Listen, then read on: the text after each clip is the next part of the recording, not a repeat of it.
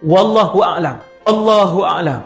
Kita tak tahu apakah kesemua teknologi ini akan kekal. Kipas, lampu, satelit, internet, handphone kekal ke, roket, jet, kapal terbang semua tu, ataupun kesemuanya batal dan rosak dan manusia kembali kepada peralatan lama dan sistem lama. Wallahu a'lam. Sekali kita tengok ada beberapa petunjuk.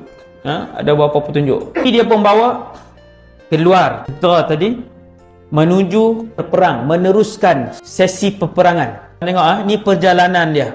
Waktu tu kalaulah selepas 5 tahun, selepas 9 tahun berlaku peristiwa itu, kita akan teringat perjalanan yang saya cerita pada malam ni.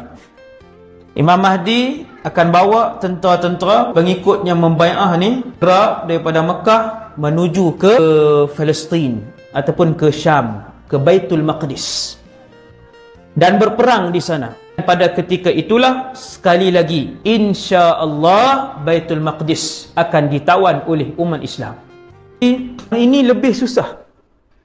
Nak tinggal kerja, nak tinggal harta, tinggal duit simpanan yang dah banyak, kemudian nak pergi ke sana pula berperang. Kalau senjata moden masih ada, tuan-tuan sekalian, senjata moden masih ada, seandainya senjata moden masih ada, senjata apa yang akan kita hadapi ialah senjata yang tengok hari ni lah.